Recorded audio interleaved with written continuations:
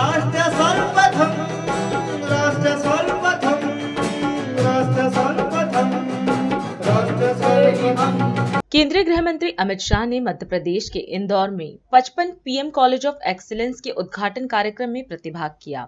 इस दौरान अपने संबोधन में शाह ने कहा कि मध्य प्रदेश के 55 जिलों में प्रधानमंत्री उत्कृष्टता महाविद्यालय का उद्घाटन किया गया है। उन्होंने बताया कि प्रधानमंत्री नरेंद्र मोदी ने 2047 तक भारत को एक विकसित राष्ट्र बनाने का लक्ष्य रखा है, जब देश आजादी के 100 साल मनाएगा। इसके साथ ही उन्होंने कहा कि एक विकसित राष्ट्र बनने के लिए शिक्षा की नींव मजबूत रखनी होगी और पीएम मोदी ने एनईपी लाकर दूरदर्शिता दिखाई है, जो अगले 25 वर्षों की जरूरतों को पूरा करती है। प्रधानमंत्री college of excellence Madhya Pradesh भर में 55 कॉलेजों को आज प्रधानमंत्री कॉलेज ऑफ एक्सीलेंस के सारे पैरामीटर समाप्त कर बच्चों के लिए खुला करने का काम भी आज यहाँ पर हो रहा है। और जब मैं यहाँ आया हूँ तब मैं आपको बताना चाहता हूँ कि देश के प्रधानमंत्री नरेंद्र मोदी जी ने हम सब के लिए एक लक्ष्य रखा है कि 2047 में जब देश की आजादी के 100 साल समाप्त होंगे तब हमारा देश हर क्षेत्र के अंदर विश्व भर में सबसे प्रथम हमारा भारत होगा।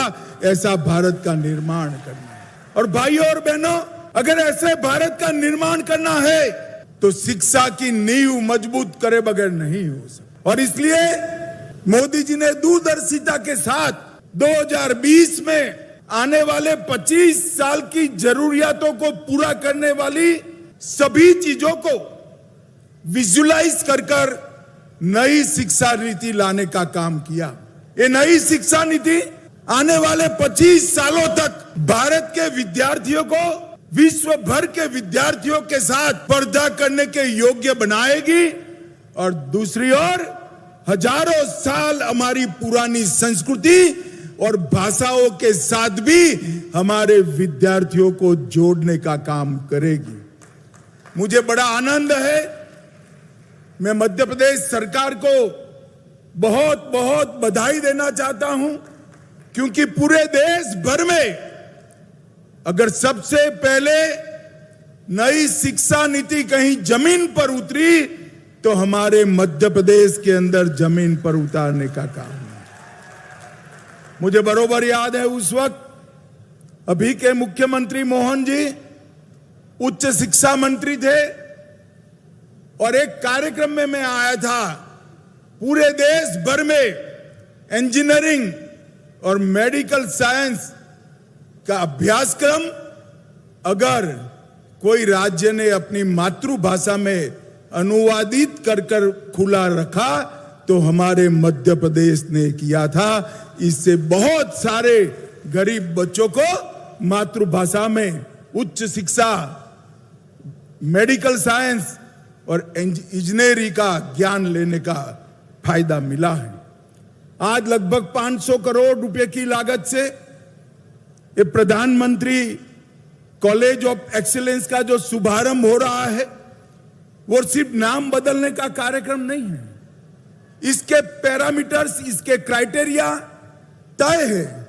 और मैंने आने से पहले हमारे इंदर परमार जी को ढंग से डिटेल मंगाया था कि 55 के 55 कॉलेज में ये सारे क्राइटेरिया पूरे हुए हैं या नहीं हुए हैं। मैं आज मोहन जी और इंदर परमार जी को अभिनंदन देना चाहता हूं कि सभी 55 कॉलेज प्रधानमंत्री कॉलेज ऑफ एक्सीलेंस का दर्जा प्राप्त करने के योग्य बने हैं।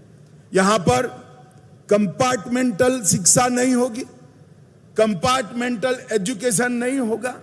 आप बीए करना चाहते हो और विज्ञान के किसी विषय में रुचि है तो उसका डिप्लोमा कर सकते हो, साथ में पढ़ सकते हो। आप कॉमर्स के विद्यार्थी है, कला में रुचि है, भाषा में रुचि है, तो भी आप आपका अभ्यास कर सकते हो। और आप कॉमर्स के विद्यार्थी है, कोई टेक्नोलॉजी के अंदर रुचि है, तो भी आपकी रुचि के अनुसार डिप्लोमा कोर्स आप कर सकते हो।